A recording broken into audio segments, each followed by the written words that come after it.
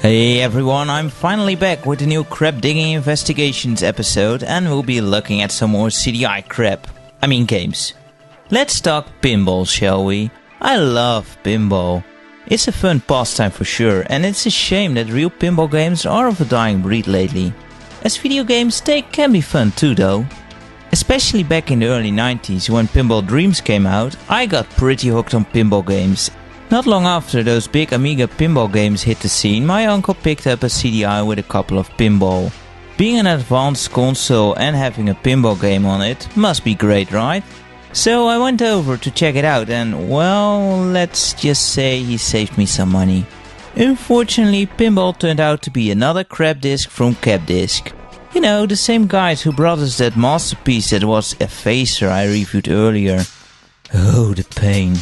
For some reason they call themselves Capital Disc Interactive in this game. So this pinball game consists of 4 tables, which all have stock music for the intro and don't forget to add any during actual gameplay. Nice start. The main problem with all 4 tables is that they are unbelievably boring. There's so little you can do on these tables, they're a complete joke. First up is Cyber. It's a giant robot with some score bumpers. Wow, ain't it amazing? You know, there are those small plastic pinball things that look almost exactly like this. But wait, in the middle is a magnet which randomly turns on and off, so you can more easily shoot the top bumper, which of course is worth the most points. And that's about it for this table. See what I mean? It's so barren and empty. Let's try Dogfight. This table manages to have even less things to hit. Imagine that. There are 5 planes in total you can shoot down, after which a big one will pop up. Once this happens, the small ones give double points, which totally breaks the balance of the game since it's way more profitable to keep shooting the smaller planes. If you do happen to shoot the big plane down, it'll disappear and you can start over. It will also fill up the flipper with the least amount of fuel. I'm dead serious. The flippers run on fuel on this table. Every time you use them, some fuel is drained and if you're out you can't use the flipper anymore. There's at least some originality put to use here. A shame it's totally wasted on this table though. It's just, once again, way too boring.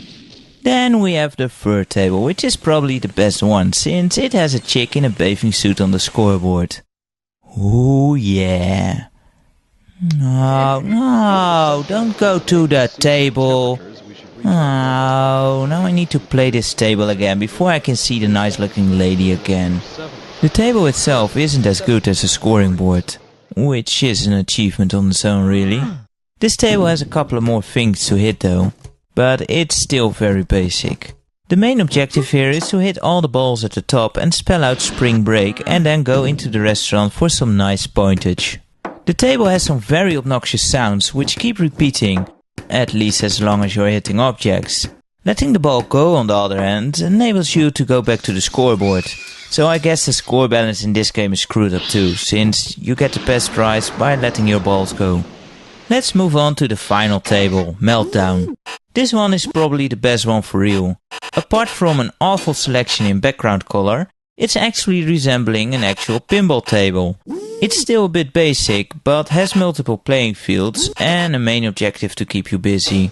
Your goal is to hit the rods on the top to make doors open up in the center reactor, which you can then enter for some more score. This one is actually not too bad. Basic, but compared to the other 3, it's pretty good. And those were the 4 tables, none are really worth getting the game for. But if you do have it, it might be fun to annoy your friends with occasionally, if you put this up instead of, say, True Pinball. It does support up to 6 players, so it's fun for the whole family. Well, I will give it some credit though. The engine they put in this game isn't half bad.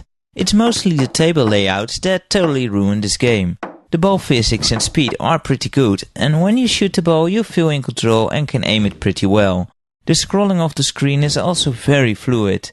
If they would have put some actual effort into making some interesting table layouts, I think it could have actually been a fun game. There is one final problem I have with this game, and that is that it doesn't control too well. I like my left hand to control the left flipper and my right hand to control the right flipper. In pinball you can only assign button 1 and 2 to either flipper. This means you'll have to hold the controller very awkwardly and that cramps quickly kick in. This is the case for every controller, by the way. The remotes, the joypads, the trackball, none of them work well with this setup. In the end, it's a real shame that it didn't work out with pinball. Now, in its defense, it was a very early title, but I'm sure the CDI could handle a decent pinball game too. If only there was someone else who gave it a shot too. But apparently no one. Hello, what's this? Blunder Ball for the CDI? Let's see here, you can hold a controller comfortably in this game, nice. The tables look way more interesting with a lot more targets and objectives, great. It even has a story with laughably bad video scenes, which luckily you can turn off very easily, awesome. And it all looks pretty sweet too. Amazing, why have I never heard of this game?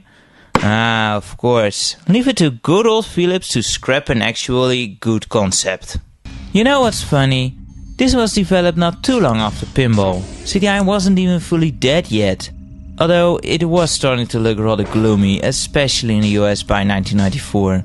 So in the end, Philips decided that they didn't want this game anymore. You're never going to believe who made this either. ISG Productions. Remember them? They only made one other game, and that was the dreadful Video Speedway.